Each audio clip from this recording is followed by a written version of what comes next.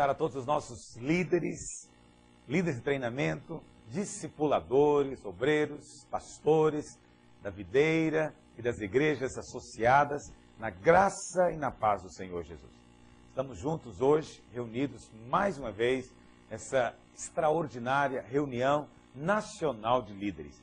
Nesse momento nós somos milhares de líderes, estamos conectados todos no mesmo espírito, numa mesma disposição mental, amém? Estamos conectados na mesma visão, no mesmo propósito, no mesmo coração, estamos juntos, porque o Senhor é quem nos tem colocado nessa obra, esse tempo de conquista. E é um grande privilégio ministrar aos irmãos, eu me sinto extremamente honrado e alegre estar diante dos irmãos hoje. Cada dia que passa, as igrejas crescem e também se multiplicam. Na verdade, esse é um ponto fundamental da visão que o Senhor nos tem dado. Tudo se multiplica, ou pelo menos tudo deve se multiplicar. Nossas células devem se multiplicar. Nossas igrejas locais também devem se multiplicar. Evidentemente, eu não preciso nem de falar de multiplicar liderança, multiplicar talentos. Isso nós precisamos de estar constantemente envolvidos. E eu louvo a Deus porque cada vez mais torna-se impossível a gente aqui, como eu vou dizer, dar um feedback, dar um alô para cada igreja que está conectada. Esse mês de julho, nós alcançamos uma marca histórica, para nós é histórica, de 300 igrejas videira. Não é da vinha, não é associado da vinha. São igrejas videira. Isso para nós, da videira, é um marco extraordinário, um marco histórico. São igrejas que nós abrimos, são igrejas que têm sido plantadas por meio das nossas próprias igrejas. Isso é algo extraordinário e maravilhoso. E na vinha, nós chegamos a 500 igrejas associadas. Então hoje nós somos, entre igrejas videira e associadas, 500 igrejas. E somente videira, somos 300 igrejas. Então isso merece ser mencionado, celebrado. Nos sentimos tão gratos a Deus pelo privilégio de fazermos parte dessa obra nesse tempo. Evidentemente, nem todas essas igrejas têm antena ou estão conectadas conosco agora. Nós estamos no processo ainda. Muitas foram plantadas agora, algumas foram plantadas tem 2, 3 meses, e ainda não tem condição financeira, não tiveram meios de estar colocando antena. Mas a maior parte, mais de 200 igrejas, já estão conectadas, já estão com antena. Eu creio que no próximo ano vão também ter alunos no nosso curso pastoral telepresencial. Não precisamos de esperar a igreja crescer, ganhar um porte para começarmos a ter alunos. Devemos ter alunos desde o começo. Precisamos estimular os nossos irmãos, aqueles que têm uma vocação, um chamado, para se envolverem. E também aqueles jovens, adolescentes que têm esse despertamento, esse coração para a obra de Deus, devem ser guardados, preservados. E precisamos de investir para que eles possam se preparar, para que possamos expandir a obra de Deus, crescer, avançar. Amém? Esse é um tempo de muita celebração, de muita alegria. Eu tenho certeza que isso é só o começo. Nesse próximo semestre, eu creio que ainda teremos mais algumas igrejas que vão ser abertas e vamos terminar o ano, provavelmente com 330, 350 igrejas videira, quem sabe aí 550 ou 570 igrejas associadas. Nosso alvo, portanto, de atingir 1000 igrejas até 2020, já se tornou um alvo, como eu diria, muito fácil para nós, né? Tornou-se extremamente próximo. Mas nós não vamos mudar o alvo agora. Nós vamos primeiro atingir essas 1000 igrejas. Quando nós atingimos as 1000 igrejas, então vamos colocar um novo alvo. Mas eu acredito que agora, atingindo essa marca de 500 igrejas, eu penso que devemos atingir as 1000 igrejas aí no máximo em 2 anos. 2, 3 anos, devemos atingir a nossa meta. Portanto, muito antes do tempo previsto, que era de 10 anos. Mas eu sei que tudo isso é apenas o selo de Deus, o selo da aprovação de Deus sobre aquilo que nós estamos fazendo, daquilo que você está fazendo, envolvido, daquele propósito que o Senhor tem colocado no nosso coração e que tem queimado na nossa alma. Amém? Eu quero louvar a Deus pelo seu trabalho. Nós vamos começar em todas as nossas igrejas, agora na próxima semana, o curso de maturidade no Espírito e o CTL. É muito importante que você, líder de célula, discipulador, se mobilize para matricular esses irmãos no nosso curso de treinamento. Por que é importante o seu trabalho? Primeiro, que é por isso que nós somos uma igreja em célula. Então, o pastor sozinho não tem condição de mobilizar toda a obra, toda a igreja. É preciso que tenha cooperação de você, discipulador, você, líder. Mas, além disso, é importante você entender que nada acontece por si só. Não adianta você simplesmente dar um aviso no domingo à noite dizendo, olha, começamos as matrículas do cursão, venha fazer sua matrícula. Claro, nós fazemos isso, mas isso só não é suficiente. Muitas pessoas vão ouvir, mas por causa dos muitos impedimentos, não vão tomar a iniciativa. Então, não basta dar um aviso, não basta fixar no mural, não basta colocar no boletim. Tudo isso deve ser feito, mas é necessário um trabalho sério do líder da célula, do discipulador. Às vezes nós temos que tomar pela mão o novo convertido e ir lá com ele fazer a matrícula. Amém? Precisamos de cooperar para que os obstáculos não o impeçam de avançar. Há muitos obstáculos, horário, tempo, dinheiro. Alguns têm dificuldade com estudo, com escola. Quando fala que ele tem que estudar, ele tem resistência, ele fica constrangido, com medo de provas, avaliações, etc. Então, há muitas resistências. Trabalhe para eliminá-las, para que possamos ter uma quantidade grande de pessoas nesse semestre matriculadas no curso de Maturidade no Espírito e do CTL. Porque essa é a maneira de multiplicarmos célula. Antes de multiplicarmos uma célula, temos que multiplicar a liderança. Entende isso? Na verdade, nós não multiplicamos célula, na verdade multiplicamos liderança. Quando nós temos os líderes, então nós temos condição de termos novas células. Essas novas células podem ser frutos de multiplicação ou podem ser fruto também de um novo trabalho. Uma nova célula que podemos começar a partir do zero em algum lugar da cidade. Então, ter o líder é a chave. Mas só teremos o líder se nós aplicarmos no treinamento, tivermos zelo nesse treinamento. Então, eu gostaria muito que você estivesse atento a isso. Se porventura na sua igreja local, ainda é uma igreja pequena, começou agora, ainda é uma microigreja, uma congregação, ainda não tem organizado o cursão e o CTL, nós temos disponibilizado aqui pelo telepresencial, tanto o cursão, e vamos disponibilizar agora o CTL também. Mas se porventura não está havendo o cursão e o CTL por algum tipo de negligência, de má administração ou organização, eu gostaria muito de ficar sabendo. Eu gostaria que você me comunicasse, entrasse em contato comigo pelo meu celular, pelo meu e-mail, para que eu possa tomar pé da situação e corrigir aquilo que está fora do padrão. Muito importante, cada começo de semestre, todos nós nos mobilizarmos para essa finalidade.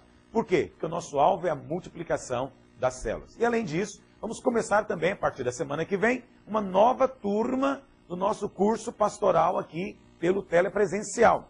Então, nosso alvo é ter aí, quem sabe, mais 500 alunos. Alguém vai dizer, pastor, mas de onde virão tantos alunos e todos eles precisam de querer ser pastor? Não. Nós não precisamos de ter alunos aqui somente aqueles que desejam ser pastor. Nós precisamos de irmãos que queiram estudar, ser treinados para serem cooperadores. Nós precisamos de bons discipuladores, precisamos de irmãos para dar aula, tanto no curso de Maturidade no Espírito quanto no CTL. Precisamos de irmãos para serem suporte na vida da igreja, para ministrarem também à frente da igreja. Eu penso que todo irmão que ministra o louvor deveria fazer o seminário, todo irmão que de alguma maneira está envolvido no discipulado, no acompanhamento, supervisão, deveria fazer também o nosso seminário, a nossa escola de ministério. São 2 dias por semana, é algo perfeitamente administrável, e eu quero estimular e insistir para que você se envolva. Nós temos igrejas que já têm o seminário presencial. Nossa igreja em São Paulo, eu quero parabenizar, estão aí com mais de 500 alunos matriculados. Nós temos a nossa igreja aqui em Goiânia também, nós temos mais de 250 alunos matriculados no seminário presencial, mas também temos alunos presenciais em outras cidades, como Palmas, como Cuiabá e Belo Horizonte. Louvamos a Deus por todos esses seminários, mas o seminário telepresencial, ele tem um objetivo muito mais extenso. Nós queremos atingir aquelas pequenas igrejas associadas da videira que estão no interior do Brasil. E queremos dar oportunidade para que você, que não tem condição de ir para uma cidade maior, para um lugar fazer o seminário, possa fazer aí onde você está. E nós temos feito isso com encargo, com zelo, na presença de Deus. Então, trabalhe nessa semana, você que é pastor, obreiro, líder, você que tem o desejo, trabalhe nessa semana para se matricular, se envolver e começar na próxima semana, semana que vem, nós começamos as aulas e você, com certeza, está sendo inquietado pelo Espírito de Deus. Você tem surgido esse desejo, você tem surgido aquela vontade de se envolver, isso com certeza procede de Deus. É Deus que está despertando você pelo seu Espírito para se envolver nessa obra. Amém? Bom, além disso, o segundo semestre sempre é um tempo vamos dizer, de colocarmos velocidade na nossa obra. Muitas das nossas igrejas multiplicaram células no mês de março, abril. Outras não. Mas mesmo aquelas que multiplicaram células no mês de março e abril, precisa agora retomar o trabalho no mês de agosto para se motivarem por novas multiplicações. Novas que eu digo, o quê? Aquelas células que não se multiplicaram, principalmente aquelas que não se multiplicaram no semestre passado e quem sabe até no anterior, devem renovar o seu ânimo e a sua fé para se multiplicarem nesse semestre. Então, mês de agosto pode ser uma boa oportunidade de você desafiar a sua célula, você que é líder. Chegar lá e desafiar os irmãos, dizer que é tempo de conquista, é tempo de multiplicação e que nesse segundo semestre a história da sua célula vai ser diferente. Mas se você multiplicou a sua célula esse ano, portanto, você já cumpriu a sua meta, agora o seu objetivo é outro. Se você multiplicou a sua célula em abril ou maio, seu objetivo agora deve ser fortalecer. Agora é um tempo de você fortalecer a célula. É tempo, sim, de continuarmos ganhando vidas, mas o momento agora não é de pensar em multiplicação. O momento agora é tempo de pensar em vínculos, edificação, levar os irmãos a crescerem, se vincularem, para viverem a vida da igreja de maneira prática, ok? Para criarmos uma estrutura forte, para termos uma multiplicação saudável no próximo ano. Ok? Então, aqueles que já se multiplicaram, o alvo agora é edificação. O alvo agora é fortalecer. Para aqueles que ainda não se multiplicaram, esse é o semestre do desafio. Enche o seu coração de fé. Tenha uma disposição nova em Deus. E o Senhor, com certeza, vai abençoar a sua obra e vai frutificar a sua célula para a glória do nome dEle. Amém? Muito bem. Fique em pé onde você está. Gostaria de compartilhar algo com os irmãos hoje, na presença do Espírito de Deus. E eu creio que essa palavra procede de Deus. Eu não gostaria que você apenas ouvisse uma exposição, uma palestra, mas que no seu coração houvesse exposição de ouvir palavra de Deus.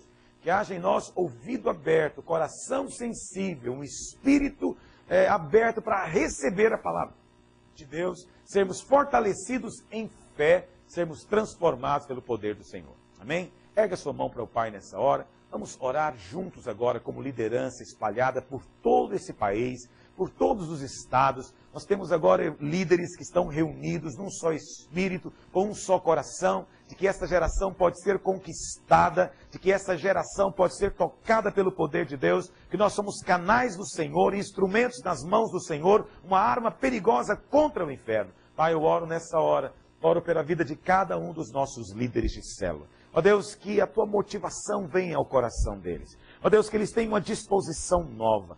Ó Senhor Deus, que haja agora um coração aberto, ó Deus, uma mente clara, ouvidos, ó Deus, abertos para receber a tua palavra, palavra que é viva, que é eficaz. Senhor, nós te oramos em nome de Jesus. Opera entre nós. Opera entre nós. Que sejamos instrumentos, ó Deus, poderosos nas mãos do Senhor. Multiplica-nos a célula, multiplica-nos a liderança, multiplica-nos o talento. Nos colocamos nas tuas mãos, ó Deus, como o vaso nas mãos do oleiro. Molda-nos, trabalha em nós, para que a tua perfeita vontade seja feita. Ó Deus, também oramos, livra os teus líderes do mal. Livra-os do tropeço, livra-os do erro, livra-os do engano, livra-os das falácias, das mentiras que o diabo fala na mente. Livra-os das tentações do inferno, que eles sejam guardados pelo teu poder. É o que nós oramos hoje, em nome de Jesus. Amém? Muito bem, hoje eu gostaria de compartilhar sobre um tema. O nome que eu dei foi quando somos vulneráveis e conquistáveis. Vulneráveis e conquistáveis. Uma coisa muito complicada é quando nos tornamos vulneráveis. E esse é um tempo de sermos fortalecidos. Não é porque estamos crescendo, não é porque estamos expandindo, multiplicando a obra de Deus, multiplicando as igrejas locais, que precisamos nos tornar vulneráveis. Nunca devemos pensar também que tamanho é automaticamente sinônimo de força. E talvez do ponto de vista natural seja, do ponto de vista espiritual não é. Uma célula, ela não é forte simplesmente porque ela tem muita gente.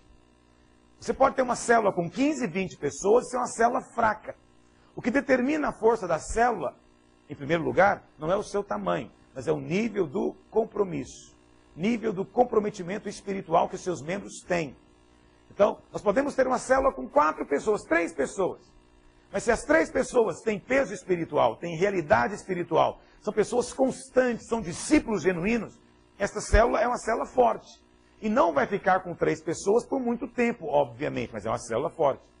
Em outros casos, nós temos células com 15, 20 pessoas. Mas porque não há compromisso? Porque são pessoas, às vezes, superficiais e inconstantes. A célula multiplica e, em vez de avançar, ela, às vezes, definha e morre. Por quê? Porque, apesar de ser grande, não era uma célula saudável, uma célula forte. Portanto, a força não está necessariamente no tamanho. Precisamos ter muito cuidado quando nos tornamos vulneráveis. Vulneráveis aos ataques do maligno. Vulneráveis às artimanhas que o inimigo coloca ao redor de nós. E a palavra do Senhor nos dá um exemplo disso lá em Juízes, capítulo 18. Pegue aí a sua Bíblia, Juízes, capítulo 18. Eu não coloquei o texto aqui porque é um texto longo. Queria ler com você. Pegue aí a sua Bíblia, Juízes 18. Diz assim a palavra de Deus. Juízes 18, verso 1. Naqueles dias não havia rei em Israel, e a tribo dos danitas buscava para si herança em que habitar, porquanto até aquele dia, entre as tribos de Israel, não lhe havia caído por sorte a herança. Enviaram os filhos de Dan 5 homens dentre todos os da tribo, homens valentes, de Zorá e de Estaol, a espiar e explorar a terra. E lhes disseram, ide, explorai a terra. Chegaram à região montanhosa de Efraim, até a casa de Mica, e ali pernoitaram. Estando eles junto da casa de Mica, reconheceram a voz do moço, do levita. Chegaram-se para lá e lhe disseram, quem te trouxe para cá, que fazes aqui, que é que tens aqui? Ele respondeu, assim me fez Mica, pois me assalariou, e eu lhe sirvo de sacerdote. Então lhe disseram, consulta a Deus para que saibamos se prosperará o caminho que levamos. Disse-lhes o sacerdote, ide em paz, o caminho que levais está sob as vistas do Senhor. Partiram 5 homens e chegaram a Laís, e viram que o povo que havia nela estava seguro, segundo o costume dos sidônios, em paz e confiado. Nenhuma autoridade havia que por qualquer coisa o oprimisse. Também estava longe dos sidônios e não tinha trato com nenhuma outra gente. Então voltaram a seus irmãos, a Zorá e a Estaol, e estes lhes perguntaram, que nos dizeis? Eles disseram, disponde-vos e subamos contra eles, porque examinamos a terra, e eis que é muito boa. Estais aí parados? Não vos demoreis em sair para ocupardes a terra. Quando lá chegardes, achareis um povo confiado, e a terra é ampla, porque Deus vô-la entregou nas mãos. É um lugar em que não há falta de coisa alguma que há na terra.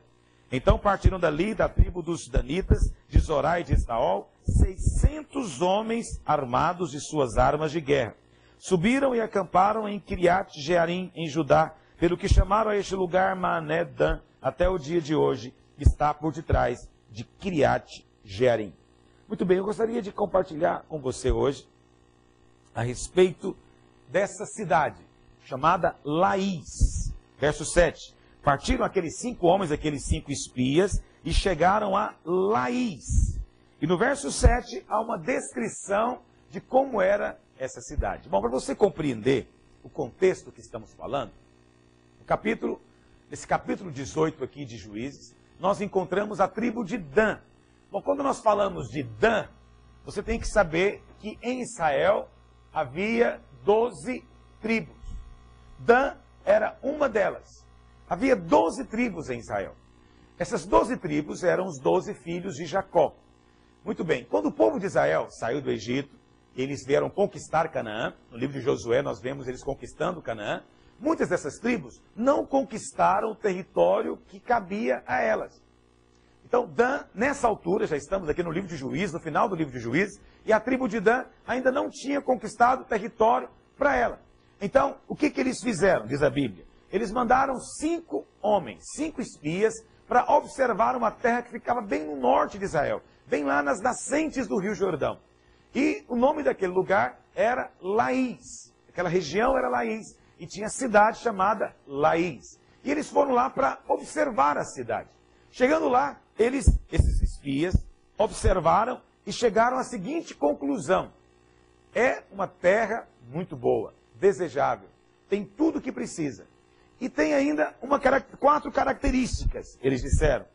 Eles viram que, verso 7, o povo que havia nela estava seguro, estavam em paz e confiados, nenhuma autoridade havia que os oprimisse, estavam longe dos sidônios e não tinham trato com nenhuma outra gente. Então eles concluíram e apresentaram esse relatório sobre aquele povo, apresentaram lá para a sua tribo e disseram: olha, precisamos de ir e avançar. Por quê? Porque esta cidade é facilmente conquistável. Então, as observações que os espias fizeram aqui no verso 7, essas observações que eles perceberam naquela cidade a respeito de como viviam seus habitantes, isso mostra um tipo de vida, um estilo de vida que nos torna vulneráveis e conquistáveis. Laís era uma cidade maravilhosa, mas tinha um problema: ela era facilmente conquistável. Era uma cidade tão mal governada, era uma cidade tão mal protegida, que ela era uma presa fácil para qualquer invasor que viesse contra ela. Então aqueles espias apresentavam a cidade como algo desejável, mas acima de tudo, eles demonstraram que a cidade era facilmente conquistável. Facilmente conquistável. A pergunta que eu faço para você hoje é essa: você é alguém que é um osso duro de roer para o inferno? Quando o inimigo olha para você, qual que é a postura dele? Não, isso aí é fácil. Isso aí é facilmente nós resolvemos o problema, facilmente nós conquistamos espaço com ele. Ou será que o inimigo, quando olha para você, diz: não, vamos ter cuidado, vamos pensar melhor, porque esse aí é complicado, esse é difícil. Como é que é a sua célula? A sua célula é facilmente conquistável? E a sua igreja local? É um lugar facilmente conquistável, onde o inimigo estabelece as suas bases? Ou vocês conseguem ter uma postura, uma atitude de resistir contra as obras do diabo? Essa é uma questão extremamente importante. A Bíblia fala que foram necessários apenas 600 homens. Olha o que diz o verso 11. Juízes 18, verso 11. Então partiram dali da tribo dos Danitas, de Zorá e de Estaol, 600 homens. Eu não sei qual o tamanho de Laís, a Bíblia não diz. Mas era uma cidade, com certeza, tinha milhares de habitantes. E era toda uma região. Agora, presta atenção. Só precisou de 600 homens para conquistar a cidade. Quantos homens você acha que tinha na tribo de Dan? Baseado lá no livro de Números, quando foi feito o recenseamento, tinha 64 mil homens na tribo de Dan. 64 mil. Eles só mandaram 600 para a guerra, ou seja, 1%. Só precisou de 1% do exército para conquistar Laís. Aí você vai dizer: é porque era uma cidade muito pequena. Ou você vai dizer: não, talvez porque o exército era muito poderoso.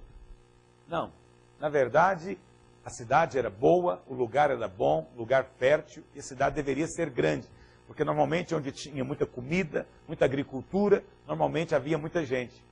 O problema daquela cidade era que ela era facilmente conquistável. E no verso 7, nós encontramos 4 razões. 4 razões por que aquela cidade pôde ser tão facilmente conquistada. E presta atenção, essas mesmas coisas que fizeram Laís uma cidade vulnerável, são as mesmas que podem levar você também a se tornar vulnerável às ações do diabo. E agora eu estou falando para você como líder. Você como líder nunca deve ignorar a batalha espiritual. Nunca deve ignorar que há um inimigo rugindo ao derredor, procurando alguém para tragar. Nós não falamos tanto a respeito das obras do diabo, mas não se iluda, nós não estamos ignorantes. Não estamos aqui indiferentes às ações do maligno. Nós sabemos muito bem qual é o propósito do inferno. E estamos atentos, vigilantes, constantemente observando, porque queremos ser guardados em Deus. Guardados em Deus. Mas há algo que nos compete fazer. Essa vigilância é um papel nosso. Ok? Você tem estado atento a isso? Infelizmente, alguns de nós têm uma visão muito natural e só enxerga a mão do homem. Só percebe o homem resistindo, o homem dando dificuldade, mas não percebe que por detrás dos homens existem obras malignas. Entende? Nossa guerra não é contra homens, mulheres, nossa guerra não é contra carne e sangue. Ou seja, nossa guerra não é contra o ser humano, nossa guerra é contra seres espirituais.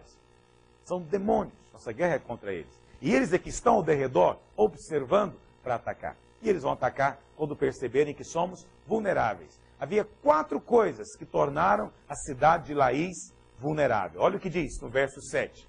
Partiram 5 homens e chegaram a Laís. E viram que o povo que havia nela estava seguro. Primeira característica. Segundo o costume dos sidônios. O que mais? E também estavam em paz e confiados. Segunda característica. Depois o texto diz que não tinham nenhuma autoridade sobre eles. Não havia nenhuma autoridade sobre eles. E por último, o texto diz que também estava longe. Não tinham trato com nenhuma outra gente. Em outras palavras, estavam sozinhos. Ok? Então você tem aqui 4 coisas.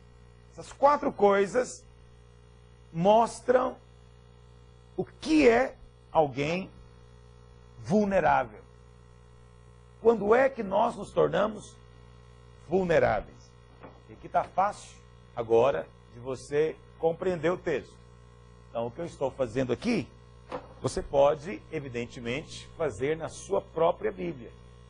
Então, você tem aqui 4 coisas que nos tornam vulneráveis. Essas 4 coisas tornaram a cidade de Laís vulnerável e pode também nos tornar vulneráveis.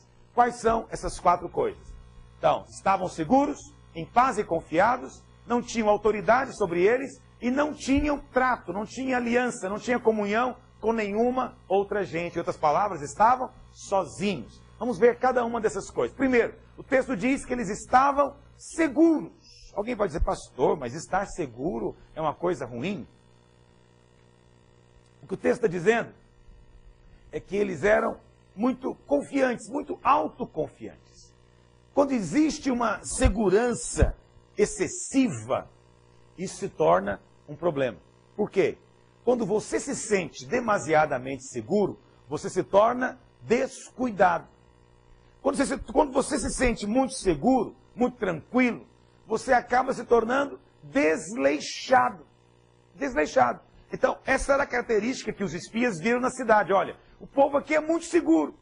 Eles acham que nada vai acontecer e que ninguém pode nada contra eles. Então, eles acabam, por causa da segurança, os espias disseram, sendo muito desleixados. Porque vão dormir à noite, para que trancar a porta? Para que fechar os portões da cidade? Ah, o muro tem um pedaço ali que está caindo, para que eu vou preocupar em arrumar? Nós estamos seguros aqui. Essa segurança produz desleixo. Pastor, não estou conseguindo captar isso na minha experiência prática. Deixa eu aplicar isso melhor para você compreender. Como é que funciona isso? O que significa segurança? Muito bem. Eu sei que falar de insegurança acaba sendo às vezes algo ruim, porque dá a impressão de que insegurança é bom. A insegurança não é boa, mas também o excesso de segurança não é bom. Então, deixa eu dar para você um exemplo. Quando eu sei que eu estou cercado por inimigos, qual que é a minha postura? Eu vigio mais. Quando eu estou muito tranquilo, quando eu estou muito seguro, e essa segurança produz em mim aquela tranquilidade, eu me torno o quê? Passivo e vulnerável. Uma das melhores coisas que pode ter para um crente é ele ter algum tipo de situação que tira a tranquilidade excessiva dele. Por exemplo, eu falo de mim. Eu sou pastor. Eu tenho constantemente que ter uma palavra de Deus. Até nas minhas férias tem que ter uma palavra. Eu estava de férias agora, fui para a Flórida, na nossa conferência, mas eu preguei lá o quê? 4 dias. 4 dias eu tinha que ter uma palavra. Eu estava de férias, mas estava pregando. Entende? Isso não me permite ser desleixado. Então eu estava lá nas férias, estava lá na praia, e com a minha esposa. De repente, a certa altura, eu disse para ela, olha, eu tenho que voltar lá para o quarto, eu preciso de orar. E ela falou, mas espera aí, você está de férias. Eu falo, espera aí, eu estou de férias, mas eu tenho que ministrar. Como é que eu vou chegar lá diante do povo sem saber o que eu vou dizer, sem ter uma palavra que eu creio que é da parte de Deus? Então, isso é bom, porque evita que eu me torne desleixado. E isso é assim constantemente. Então, eu tenho que ministrar hoje aqui para os irmãos. Hoje eu estou aqui ministrando. Hoje é quarta-feira, eu estou aqui ministrando. Veja, mas antes de eu estar aqui, eu tive que gastar a minha segunda e minha terça meditando no que eu iria falar. Mas não somente isso, eu tinha também que vigiar e me resguardar. Então, se aparecia qualquer situação de tentação, eu tinha que dizer não, porque eu dizia, não, não posso, eu vou ministrar para os líderes. Como é que eu posso ceder a alguma coisa se eu tenho que ministrar amanhã? Entendeu? Então, ministrar hoje, para mim é bênção, porque me força a ter uma vida zelosa, me livra do desleixo. Então, todo domingo eu tenho que pregar, hoje é quarta, mas eu já tenho que começar a preocupar a partir de amanhã com a minha ministração do domingo. Vou ministrar no domingo, eu ministro 2, 3 cultos, eu tenho que ter uma palavra de Deus. E aí na quinta-feira eu já tenho que estar pensando nisso, e eu tenho que estar vigiando também. Entendeu o que eu estou dizendo? Então veja, o fato de eu ter esse compromisso me faz ser muito mais sério, comedido, muito mais prevenido e vigilante, porque eu tenho temor de estar à frente. Você como líder nunca sentiu isso de vez em quando? Por exemplo, quarta-feira, eu não sei o dia da célula, mas vamos supor que seja quarta-feira o dia da célula na sua igreja. E aí, de manhã, você começa a discutir com a sua esposa, ou com o seu marido. Vocês estão discutindo, a certa altura você fala, olha, vamos parar de discutir, eu preciso de me preparar, porque hoje eu vou ministrar na célula. Então veja, ter que ministrar na célula foi bênção para você. Por quê? Porque privou você de discutir com o seu cônjuge. Levou vocês dois a terem outra postura. Por quê? Porque vocês têm que ministrar na célula. Entende? Mas alguns de nós somos extremamente relapsos, desleixados, porque achamos que o melhor da vida cristã é ficar tranquilo. Mas lembra disso, excesso de segurança e tranquilidade nos torna vulneráveis, porque nos torna desleixados, nos torna descuidados. Então, nós enviamos pastores. Quando vamos abrir uma igreja, nós enviamos um pastor. Normalmente, é costume nosso sustentar o pastor por 1 ano.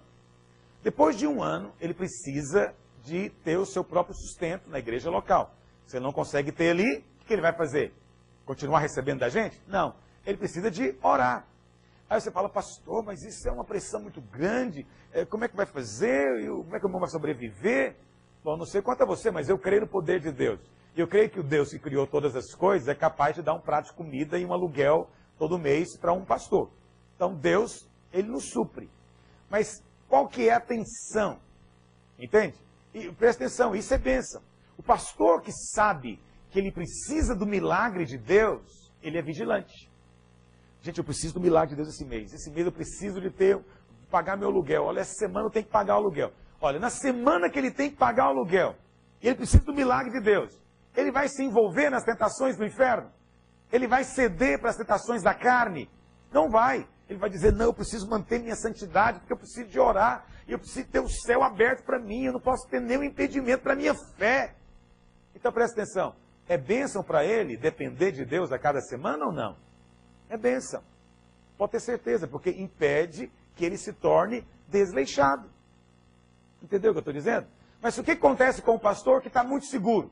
Ele está seguro porque ele tem o rendimento, ele tem o sustento, não está faltando nada, ele está tranquilo. O que acontece? Esse pastor começa a inventar moda. Começa a inventar moda. Eu fico pensando, eu estava ouvindo esses dias um irmão me dizendo de uma igreja aqui em Goiânia que tem 2,5 milhões de reais aplicados, guardados numa poupança. Olha que coisa maravilhosa. 2,5 milhões guardados. Oh, Deus, me livra da inveja. Olha que coisa terrível. É bênção ter a poupança? Claro que sim. Mas ela pode ser uma coisa muito ruim para um pastor.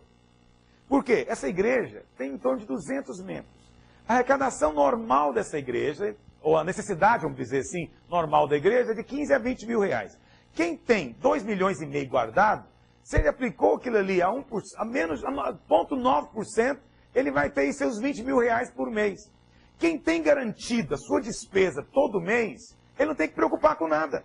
Ele tem que preocupar com a oferta de domingo. Ele tem que preocupar em fazer apelo para os irmãos contribuírem. Ele tem que preocupar em orar para Deus tocar no coração das pessoas. Não tem. Se o irmão chega para ele e fala, pastor, estou pensando em sair da igreja, ele não liga. Ele fala, vai em paz. Entendeu? Agora, como é que é o pastor que depende? Ele não tem nada guardado, ele só tem a sua vida com Deus. A sua garantia, a sua unção e a sua intimidade com Deus. Essa é uma garantia que ele tem. Ele vai brincar com isso? Não. Ele depende, todo mês ele depende do Senhor. Então quando o irmão chega para ele e fala que quer sair da igreja, ele fala, irmão, por quê? O que está acontecendo? Você não vai sair? Não é só porque ele ama o irmão, mas porque ele precisa do irmão. Isso é bênção, não é ruim como você está pensando. Mas a segurança nos faz desleixados. Você quer ir? Vai. Ah, a oferta foi boa? Foi. Não teve dinheiro? Ah, fazer o quê? Não estamos precisando. Mas aquele que precisa constantemente do Espírito de Deus agindo, precisa do milagre, precisa da bênção, esse nunca é desleixado. Esse vigia constantemente. Entende? Então eu vou ser franco com você. Existe uma parte da minha fidelidade, da minha santidade, que é fruto do meu amor a Deus. Eu amo a Deus. Claro, e porque eu amo o Senhor, eu fujo do pecado. Mas muitas vezes eu fujo do pecado por causa dos meus irmãos. E eu fujo do pecado e digo, eu não posso pecar, eu tenho que... Olha aí, eu estou acompanhando 300 pastores. Como é que eu posso acompanhar esse tanto de pastor e fazer uma bobagem dessa? Não, eu tenho que ter uma palavra para eles. Eu preciso de ter unção para ministrar na vida deles. Eu preciso de ter minha fé fortalecida para contagiá-los em fé. Então veja, o fato de eu ter que acompanhar esses 300 irmãos me força também a ser mais diligente, a ser mais fiel. Então, nós queremos ter uma vida tranquila. E algumas pessoas, às vezes, questionam isso. Ah, na videira é cobrança demais. O tempo inteiro, vou multiplicar, é unção, é o poder. Não, eu não quero preocupar com isso, eu quero ficar tranquilo. Então, muitos imaginam que a vida cristã é isso, algum tipo de tranquilidade. É sentar na beira de um rio para pescar e tomando guaraná. Sombra e água fresca. Mas esse tipo de vida vai produzir problemas em você. Só inventa moda quem está desse jeito. Entende? Aquele que tem um compromisso, ele vai ter que orar pelo compromisso dele. Aquele que assumiu uma responsabilidade, vai ter uma crise que vai forçá-lo a depender de Deus, buscar de Deus. Isso vai levá-lo a avançar e o que mais? A ser guardado. Ele não vai ser facilmente conquistável. Qual que é a minha palavra para você hoje? É que você não deve ficar aspirando uma vida de sombra e água fresca. É mentira e ilusão do diabo. É a maneira que o diabo tem de conquistar as igrejas, conquistar a liderança. É passar a ideia que cristianismo é isso, sombra e água fresca. Não é. Cristianismo é eu depender de Deus. Quem depende de Deus vive assim.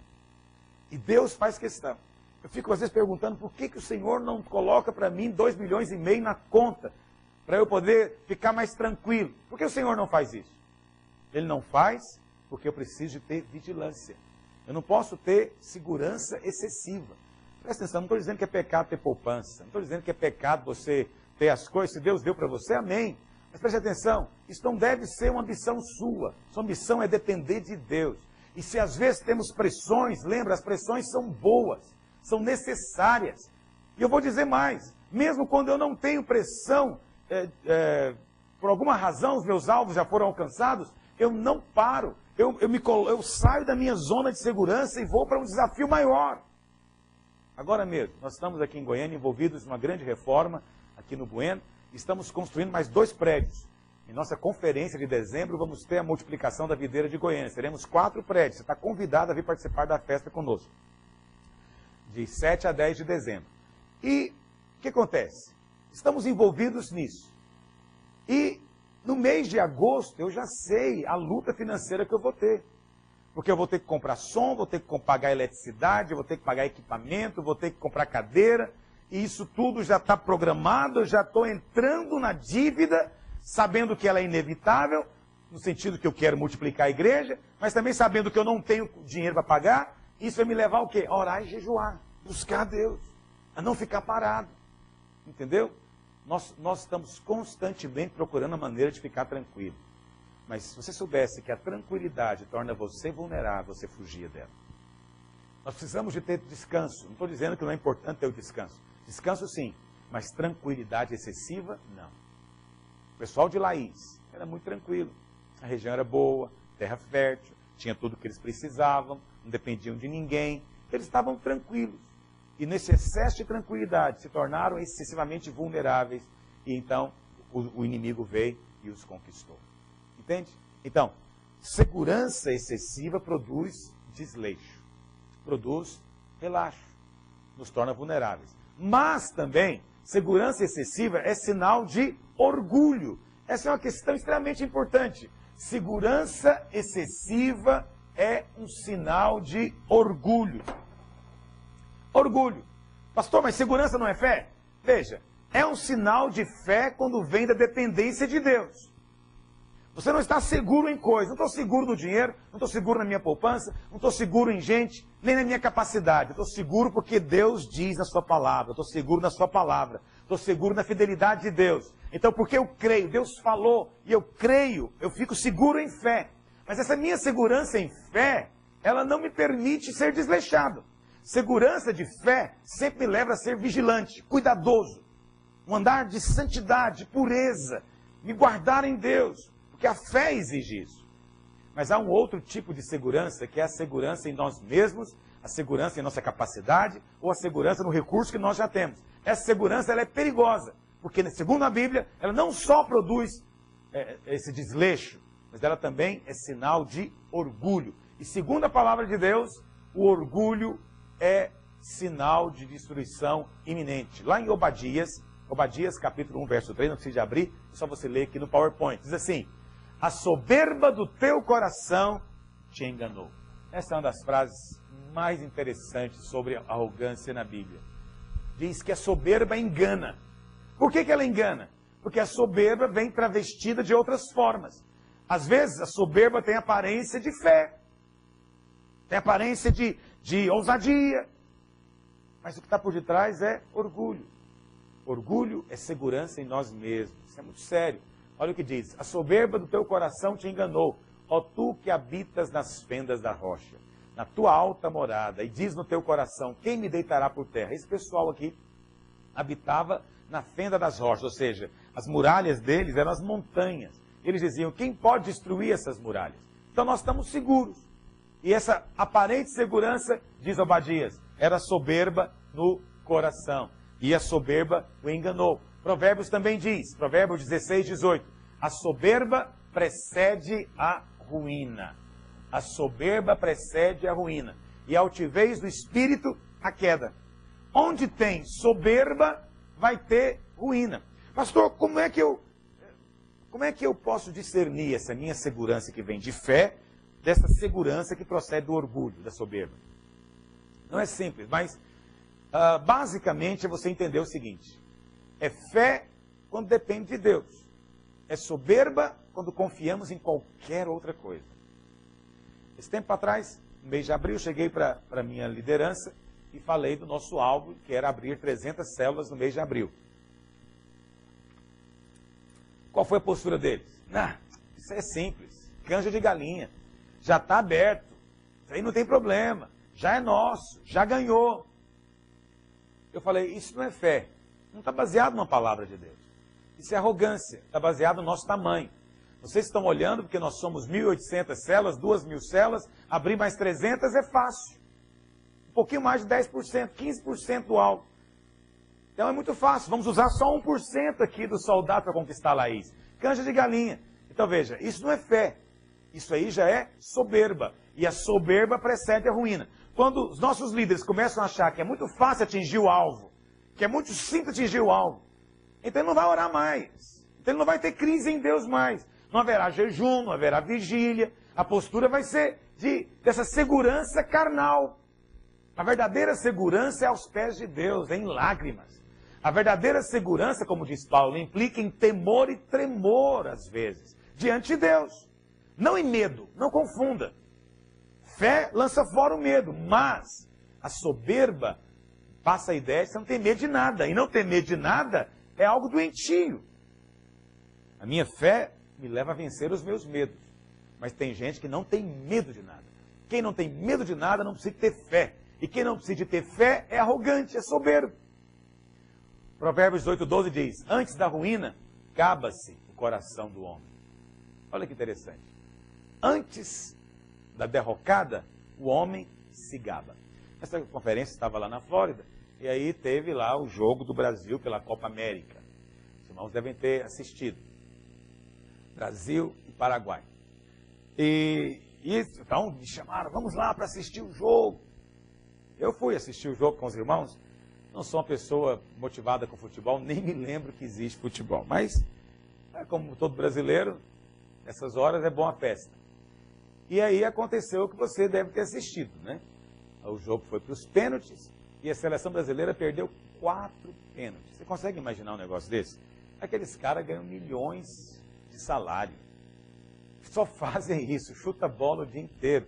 E não dá conta de chutar uma bola no gol. Você sabe o tamanho do gol? O gol tem 7 metros e tanto. Entendeu? De comprimento ali. Se for olhar a área útil dele, é mais de 17 metros quadrados. A distância que ele vai chutar é mínima. Não tem barreira na frente, só um goleiro que não vai dar conta de tampar o gol inteiro. E o cara chega lá e chuta para fora. É um negócio assim, honestamente, revoltante. Não é? Agora, no final do jogo todo mundo estava consternado. Olha aquela consternação, não é possível isso. Qual que é a chance da seleção brasileira perder 4 pênaltis no jogo? Eu digo para você, nem a seleção de Burkina Faso perde 4 pênaltis no jogo. Mas a seleção brasileira perdeu. E aí, eu estava dizendo para os irmãos, falei, sabe, isso é bom. Isso é bom. Por quê? Porque a Bíblia fala que a soberba precede a ruína. Esses caras entram no campo com salto alto. Eu sou melhor, somos os melhores do mundo, somos não sei o quê. Entendeu? Você vê esses jogadores, ficam paparicados, a imprensa, capa de revista. E chega na hora, não fizeram nada. Não jogaram nada. Aí alguém fala, isso é ruim. Não, isso é bom. Isso é bom. Por quê? O excesso de segurança nos torna desleixados. A única explicação para uma seleção perder 4 pênaltis só pode ser desleixo. Não tem outra explicação. Não vai dizer que é macumba paraguaia. Não é verdade? É óbvio que é desleixo. E por que veio o desleixo? Pelo excesso de segurança. E a Bíblia fala então, nos tornamos extremamente fáceis de ser conquistados, tornamos vulneráveis quando somos seguros, como era a cidade de Laís. Qual que é a sua atitude hoje? Entende? Eu sou muito desconfiado do irmão que não chora diante de Deus. A postura é essa. Diante do homem nós manifestamos segurança. Diante do diabo nós somos seguros, mas diante de Deus é lágrima, é choro, é tremor, é coração que treme, é clamor. É esse que Deus honra. Esse que Deus honra. Essa é a postura certa. Você ter necessidade de Deus é bom para você. Você está passando por um momento de crise, é bom para você. Ter que orar todas as vezes a pregar é bom para você. Se você é um pastor e você ainda não tem um sustento na sua igreja, não pense que isso é ruim. Isso vai ser o melhor tempo da sua vida. Vai ser o tempo que você vai orar mais, buscar mais, vai ter uma vida muito mais santa. E a maneira como Deus nos leva para Ele é assim. Deus vai tirando nossos pontos de suporte e apoio para que possamos depender dEle. Líderes que multiplicam são líderes que põem a sua confiança em Deus. Líderes fortes que vencem o inferno são esses que têm a sua segurança no Senhor e nunca em si mesmo. Então, o primeiro sinal de vulnerabilidade é excesso de confiança, segurança. É a palavra usada. Segunda coisa que o verso 7 diz o seguinte, enviaram os filhos de Dan, vamos voltar lá no verso 7. Partiram os 5 homens e chegaram a Laís, e viram que o povo que havia nela em primeiro lugar estava seguro, segundo o costume dos sidônios, e também estavam em paz e confiados. Em paz e confiados. No verso 27 desse mesmo capítulo, olha o que diz. Levaram eles o que Mica havia feito e o sacerdote que tivera, e chegaram a Laís. Qual que é a descrição de Laís? Um povo em paz e confiado. E os feriram ao fio da espada. Um povo em paz e confiado parece que deveria ser um povo forte, mas não foi. 600 homens simplesmente foram capazes de conquistá-lo. O que significa viver em paz e confiados? Significa que eles não tinham nenhum tipo de conflito. Não tinham conflito. Nada de conflito. Essa é outra coisa que nós não gostamos e fugimos constantemente. Não gostamos de conflitos. Queremos ficar o tempo inteiro sentindo assim uma sensação agradável. Mas o conflito é chave. Vou dizer para você. Pode soar estranho para o seu ouvido aí. Pode ser que alguns não compreendam completamente. Mas acredite em mim. Conflito é sinal de vida saudável. Uma das coisas mais sérias que existe, as coisas mais trágicas que existe, é quando não temos conflito algum. Quando não há conflito algum, é sinal que você chegou ao nirvana, chegou ao estágio de perfeição. Conflito é quando você não está contente com o que você tem sido. Você não está satisfeito com o que tem alcançado.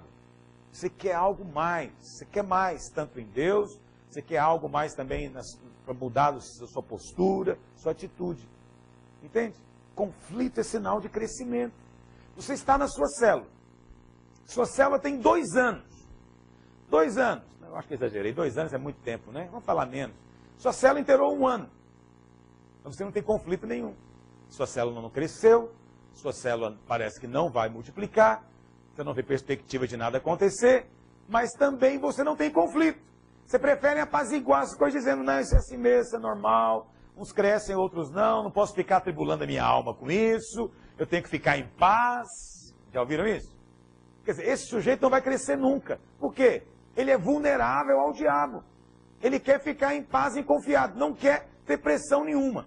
Quem é o que vai crescer? É o que aceita o conflito. É aquele que chega na sua casa e fala, Deus, tem 1 ano a minha célula. 1 ano e a minha célula não cresceu, não prosperou, não tem como multiplicar. Deus, muda a minha sorte, muda a minha história. Esse está crescendo. Esse está em conflito. Vai perguntar para o Senhor, por que minha célula não cresceu? O Senhor vai dizer. O Senhor vai fazer o diagnóstico para ele. Vai mostrar onde está o erro nele, onde está o erro nos irmãos. O Senhor vai mostrar o que pode ser mudado. E na hora que ele tiver disposição de obedecer, a história também muda.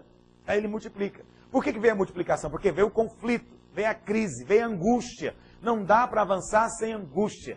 Mais uma vez, vem aquela história. Ah, na videira é cobrança demais. Não dá. Essa visão de célula destrói a gente. Porque essas pessoas não querem ter conflito nenhum. Só que o que elas não sabem é que a ausência de conflito torna você vulnerável.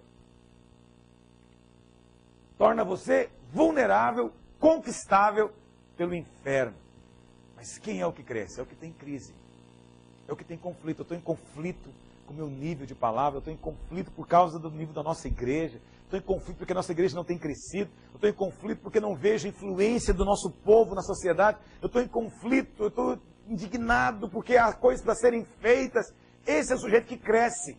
Mas, pastor, mas isso é viver atribulado de alma. Mas por escolha, por opção. Não é o conflito que vem da carne, não é o conflito do pecado. É o conflito do crescimento. Amém? Do crescimento. Mas há muitos tipos de conflitos. Mas sem conflito não há mudança. A ausência de conflito significa que não tem nada acontecendo. Eu me lembro, quando eu fazia faculdade de psicologia, me lembro de ouvir professores dizendo algo que na época eu não entendia muito bem, achava estranho, mas hoje eu compreendo perfeitamente. Eles diziam o seguinte: se você é alguém que tem uma adolescência cheia de conflito, você vai ser um adulto melhor. Um adulto mais cheio de empatia, de compaixão, de uma certa profundidade interior. Mas se você é um adolescente sem conflito, você vai ter também uma vida de adulto superficial. Veja, na época eu não entendia muito isso, porque eu estava saindo da adolescência, vamos dizer assim, com 17, 18 anos, e eu tive uma adolescência muito atribulada, muito conflituosa, cheio de conflitos na alma, de ideais, de pensamentos, conflitos comigo mesmo, com a minha autoestima, com a minha imagem. Né? E eu achava que aquilo era o fim da minha vida. Mas isso depois se revelou a grande bênção de Deus sobre mim. Porque me tornou hoje muito mais compassivo, compreensivo, me tornou uma pessoa muito mais realista, branda. E vou dizer mais, sou capaz de ter empatia e sentir o que o outro sente. Me levou a avançar, a crescer, superar fases. Eu sei que não é bom ver o adolescente lá com crise, com espinha na cara, o nariz grande, né, muito magricelo, ou ver aquele adolescente rejeitado porque é muito gorducho. Não é bom ver esses conflitos, com certeza não é agradável. Mas se você souber lidar com eles e enfrentá-los, não ignorá-los, enfrentá-los, isso fará de você alguém melhor. Mas e aquele sujeito na adolescência, na escola, era o bonitão da escola, né? Aquele sujeito que não tinha conflito, as moças estavam sempre no pé dele, ele era o melhor atleta, ele era o mais bonito, ele era o requisitado, ele era o popular. Aí você fala, esse cara vai ser o campeão quando tornar-se adulto. Infelizmente, não é garantia nenhuma, muito pelo contrário. Às vezes adolescentes assim se tornam adultos muito superficiais, infantis. Por quê? Porque esses nunca querem largar a adolescência. Claro, você não quer largar o que é bom. Se foi bom para você, você quer continuar naquilo. Então era 30 anos, adolescente. 45 anos, olha ele andando lá de motocicleta ou de um carro conversível. Adolescente. A vida inteira adolescente. Triste a mulher que se casar com ele vai conviver com adolescente o resto da vida. Né? Isso é um negócio complicado. Por quê? Na época de ter o conflito, ele rejeitou o conflito. Por que muitos pastores não crescem? Porque rejeitam o conflito. preferem não pensar no assunto, preferem não tocar nessa questão. A igreja não está crescendo por outras razões. Não tem nada a ver comigo. Porque ele foge do conflito, nunca cresce. Por que você também não muda de vida? Por que o seu casamento não muda? Porque você foge do conflito. Não queremos parar para avaliar onde é que está o nosso erro. É angustioso demais pensar nas nossas falhas. E por que não queremos conflito? Queremos ficar em paz, tranquilos. Queremos viver uma vida, como eu disse no começo, né? De um pescador na beira de um lago, de uma sombra, tomando guaraná gelado, com um peixe fritinho. É maravilhoso isso, 1, 3, 4 dias por ano. Depois disso, bate um tédio, acredite em mim. O que torna a sua vida interessante é a maneira como você vence os conflitos. O que dá tema para a sua poesia, o que dá realidade para a sua história de vida, para os seus livros que você vai escrever, são os seus conflitos. Quem os tem é bem-aventurado e sabe lidar com eles segundo a palavra de Deus, em Deus. Mas nós ansiamos por aquela vida sem conflito. Uma vida completamente segura de si. Nós vivemos uma sociedade, uma época em que todo mundo tem que ter uma autoestima extraordinária. Todo mundo tem que pensar de si de maneira grandiosa. Porque se não for assim, você não produz nada. Mas eu vou te dizer, esse aí é o vírus da nossa civilização, da nossa época. Esse excesso de autoestima, esse excesso de pensar bem de si mesmo, é que é a calamidade da sua vida. Felizes são aqueles que no fundo sabem que tem gente melhor do que ele. Felizes são aqueles que admitem que não são a última cocada no tabuleiro, que tem gente melhor. Felizes são esses que não têm essa autoestima extraordinária. E vamos ser francos, o mundo seria muito melhor com gente assim. Porque quem é que apronta as confusões todas? São aqueles cheios de autoestima. Quem é que faz guerra? São os Napoleões megalômanos, são os Hitlers que se acham maravilhosos. Gente como eu, como você, que não se acha essa maravilha toda e que tem uma autoestima bem realista, esses não saem para fazer guerra, esses não saem para construir impérios. Entende? Mas consegue conviver com outros, consegue tolerar outros, tolerar defeitos, deficiências, limitações, porque está ciente das suas próprias. Consegue conviver com o conflito. Muito ruim, quando encontramos líderes que fogem dele. Não fuja do conflito. Avalia a sua realidade, a sua condição. Avalia em Deus. Avalie os seus frutos, resultados. Avalie em Deus. Encara o seu conflito em Deus. Resolva buscar mudança no Senhor.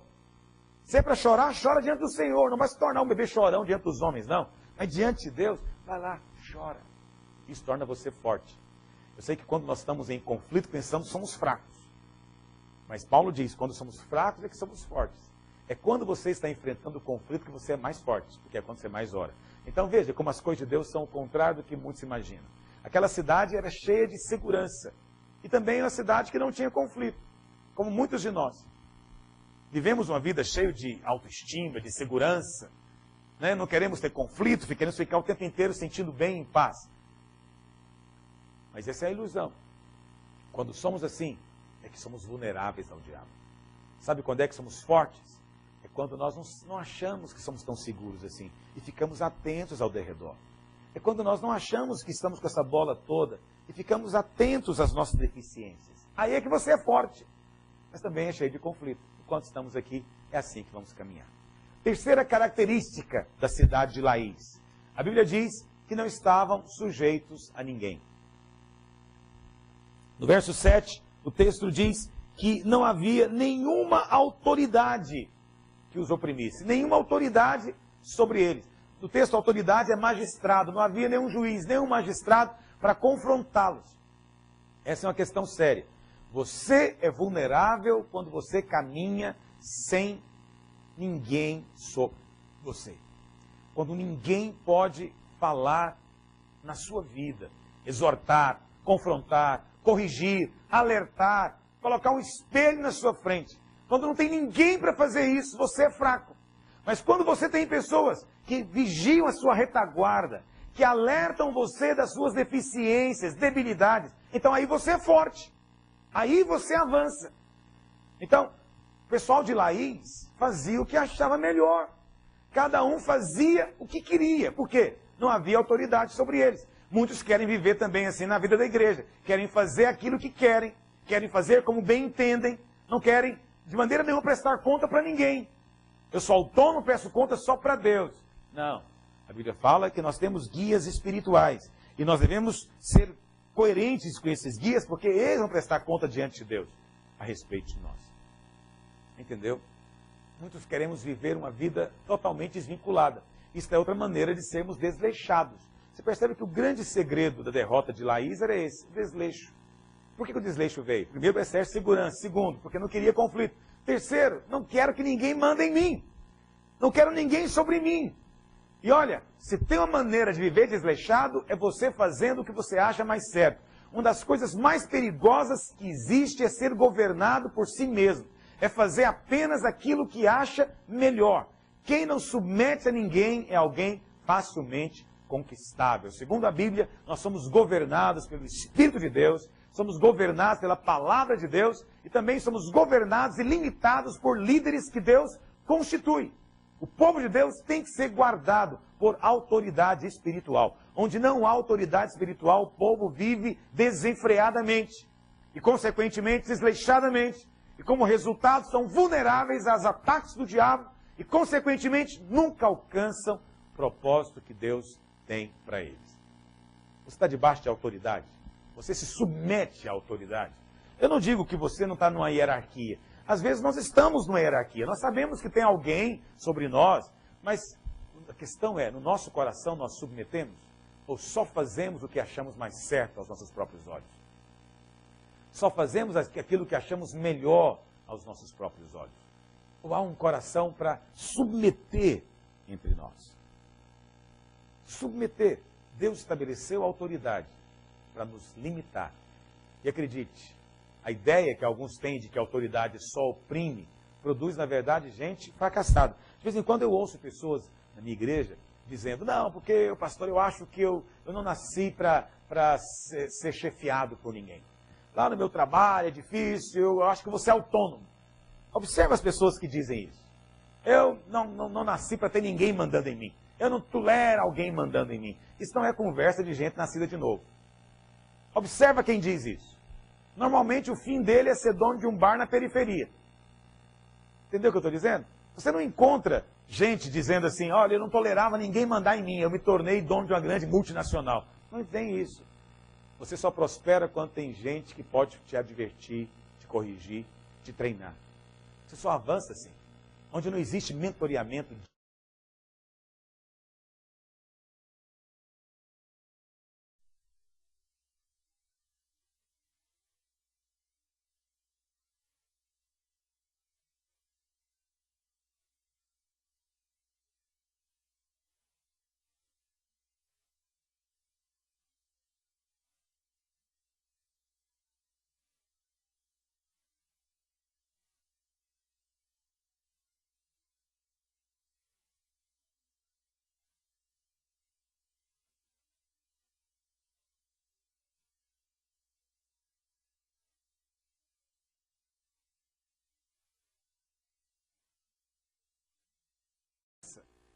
Não queremos ter conflitos, queremos ficar o tempo inteiro sentindo bem, em paz.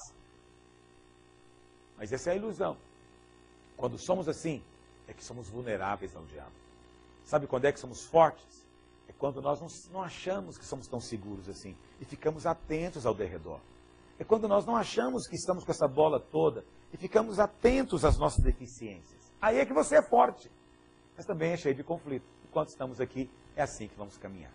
Terceira característica da cidade de Laís. A Bíblia diz que não estavam sujeitos a ninguém. No verso 7, o texto diz que não havia nenhuma autoridade que os oprimisse. Nenhuma autoridade sobre eles. No texto, autoridade é magistrado. Não havia nenhum juiz, nenhum magistrado para confrontá-los. Essa é uma questão séria. Você é vulnerável quando você caminha sem ninguém sobre você. Quando ninguém pode falar na sua vida, exortar, confrontar, corrigir, alertar, colocar um espelho na sua frente. Quando não tem ninguém para fazer isso, você é fraco. Mas quando você tem pessoas que vigiam a sua retaguarda, que alertam você das suas deficiências, debilidades, então aí você é forte. Aí você avança. Então, o pessoal de Laís fazia o que achava melhor. Cada um fazia o que queria. Por quê? Não havia autoridade sobre eles. Muitos querem viver também assim na vida da igreja. Querem fazer aquilo que querem. Querem fazer como bem entendem. Não querem, de maneira nenhuma, prestar conta para ninguém. Eu sou autônomo, presto conta só para Deus. Não. A Bíblia fala que nós temos guias espirituais. E nós devemos ser coerentes com esses guias, porque eles vão prestar conta diante de Deus a respeito de nós. Entendeu? Muitos queremos viver uma vida totalmente desvinculada. Isso é outra maneira de sermos desleixados. Você percebe que o grande segredo da derrota de Laís era esse, o desleixo. Por que o desleixo veio? Primeiro, para exercer segurança. Segundo, porque não queria conflito.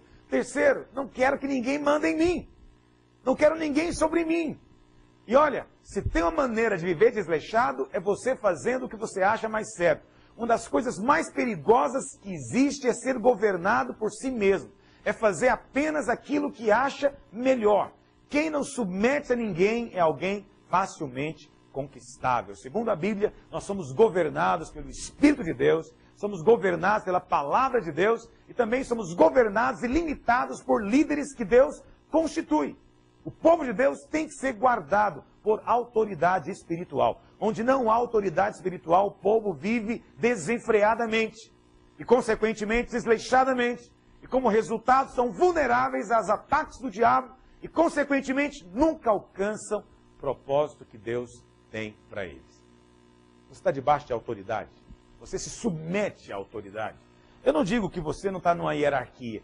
Às vezes nós estamos numa hierarquia. Nós sabemos que tem alguém sobre nós, mas a questão é, no nosso coração nós submetemos ou só fazemos o que achamos mais certo aos nossos próprios olhos? Só fazemos aquilo que achamos melhor aos nossos próprios olhos? Ou há um coração para submeter entre nós? Submeter. Deus estabeleceu a autoridade para nos limitar.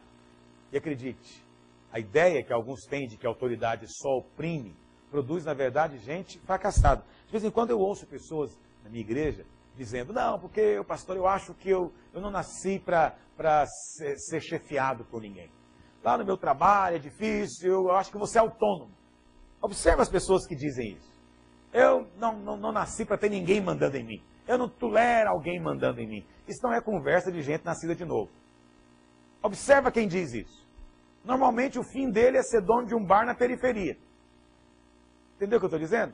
Você não encontra gente dizendo assim, olha, eu não tolerava ninguém mandar em mim, eu me tornei dono de uma grande multinacional. Não tem isso. Você só prospera quando tem gente que pode te advertir, te corrigir, te treinar. Você só avança assim. Onde não existe mentoreamento, discipulado genuíno, também não existe crescimento. Basta você olhar ao seu derredor, ver a experiência de quem é bem-sucedido, de quem é abençoado. Você vai ver que esses que vivem desenfreados não são aqueles que estão debaixo da bênção, do crescimento e da prosperidade.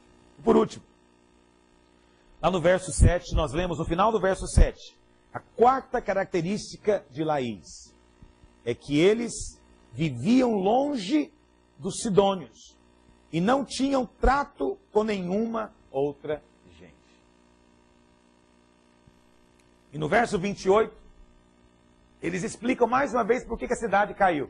Ninguém houve que os livrasse. Quando o inimigo veio, ninguém houve que os livrasse, porquanto estavam longe de Sidom e não tinham trato com ninguém. Não tinham trato. A palavra trato aqui significa não tinham aliança. Não tinham aliança, não tinham tratado com ninguém. Não tinham relacionamento diplomático, não tinham aliança de militar, não tinham tratado de guerra com ninguém. Estavam sozinhos. Isso é sinal de arrogância. Mas lembra disso aqui, a solidão sempre nos faz vulneráveis. Andar sozinho é o pior negócio que alguém pode fazer. Veja, esse pessoal que morava em Laís, eles eram descendentes dos sidônios. Os sidônios vinham da cidade de Sidom. Sidom era uma cidade fenícia, litorânea. E a ênfase deles era mais no comércio. Esse pessoal que morava ali em Laís, eles tinham vindo de Sidom. Aí o texto diz que eles agora moravam longe de Sidom. Em outras palavras, estavam longe dos seus parentes, estavam longe dos seus conhecidos, amigos, estavam distantes de Sidom. Mas eles não apenas estavam longe daqueles parentes, conhecidos e amigos, eles também não fizeram novos amigos. Ali onde eles vieram se estabelecer, não fizeram tratado com ninguém, não tinham trato com mais ninguém. E isso definitivamente foi o que os fez vulneráveis. Isso os levou a cair. Eles não se importavam com ninguém. E o resultado disso foi que no dia em que eles precisaram, também ninguém se importou com eles. Qual que era a atitude errada? Eles presumiam que podiam viver sozinhos. Presumiam que podiam viver e avançar sozinhos. Presumiam que podiam prescindir, abrir mão do companheirismo. Não podem. Não dá para viver assim. A cidade de Laís caiu porque ninguém se importou. Ninguém ligou. Não tem nada a ver com eles. Eles são pessoas muito fortes, eles são muito capazes, nunca precisaram de ajuda de ninguém. Por que vamos lá ajudá-los agora?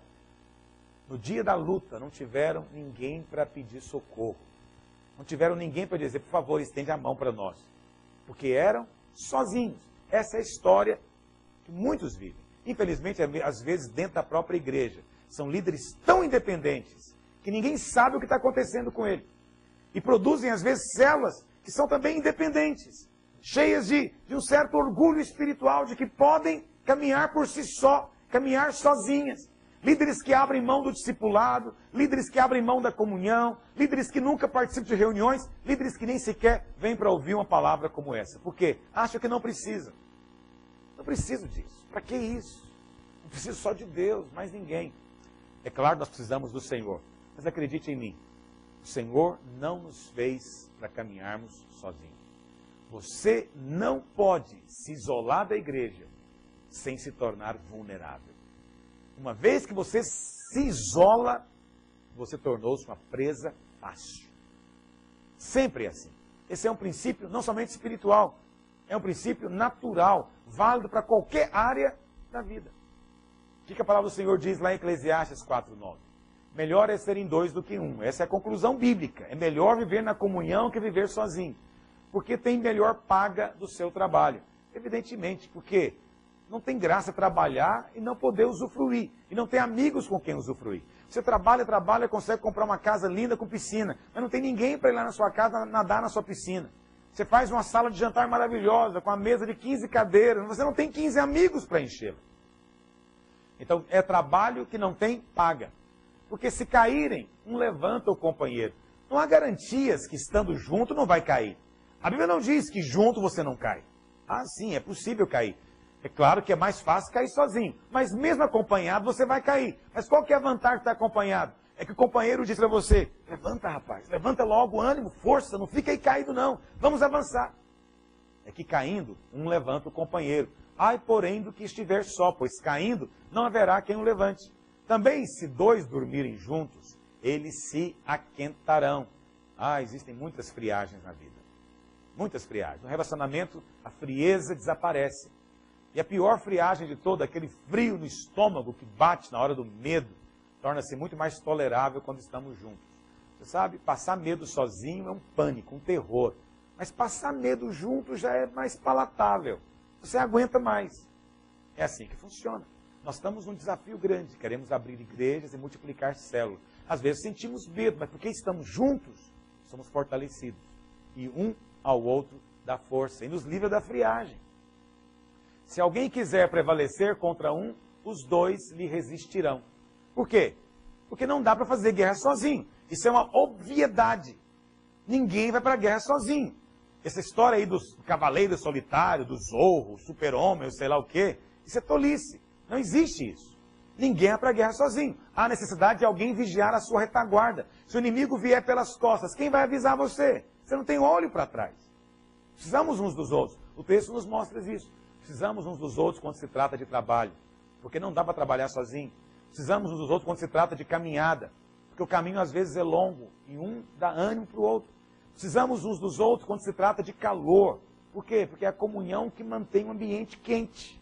Onde tem mais gente, tem mais calor. E precisamos uns dos outros quando se trata de guerra. Porque não dá para ir para a peleja sozinho. Então esses 5 espias, eles nos deram uma verdade espiritual tremenda. Reconheceram que a cidade de Dan era uma cidade fácil de ser conquistada. Poderia ser facilmente derrotada. Por quê? Porque era um povo seguro de si, despreocupado, desleixado, vivia sozinho e que fazia o que achava melhor. Não havia liderança sobre ele. Essas 4 coisas podem nos fazer vulneráveis hoje também. Você vai ser um alvo fácil para o diabo se você permitir que essas coisas entrem na sua vida. Então, essa é uma palavra hoje de advertência para você. É tempo de arregaçarmos as mangas. É tempo de, como diz a Bíblia, né? Enrijecermos os lombos. É tempo de nos posicionarmos e não sermos vulneráveis aos ataques do maligno. Porque o maligno vai sempre estar ao derredor, querendo destruir a sua célula, seu ministério, sua igreja, sua casa, sua família, suas finanças. Mas aquele que é forte no Senhor, ele fecha essas 4 brechas na sua muralha. O Senhor quer que hoje tenhamos muralhas erguidas, inteiras, restauradas, para sermos fortes diante das investidas do maligno. Amém? Essa é a palavra do meu coração para você hoje. Espero que o Espírito de Deus tenha aberto os seus olhos. E hoje, eu queria sugerir algo que nós nunca fizemos, mas eu gostaria que nós fizéssemos hoje. Nós vamos orar agora, vou encerrar esse tempo da ministração, mas eu gostaria que vocês gastassem mais 30 minutos, dividissem em grupos, talvez grupos de 4, de 5, se for um grupo grande. Se for um grupo pequeno, de 10 pessoas, pode ficar apenas um grupo. Mas eu quero que vocês dividam em grupo e vão agora compartilhar a palavra. Você vai ruminar aquilo que nós falamos. Entendeu? Você vai reafirmar as verdades, dar ilustrações novas que ocorreram a você a respeito de princípios que foram falados.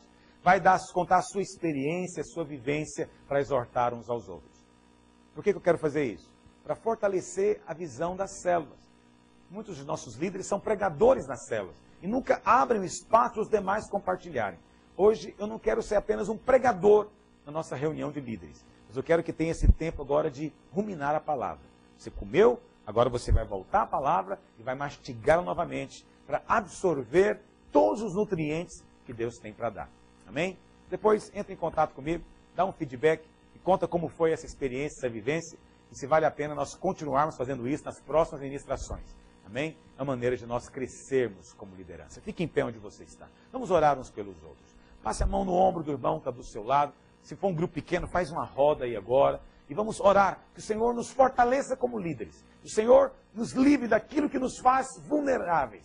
Que possamos ser fortalecidos como liderança na presença dEle em nome de Jesus. Vamos orar.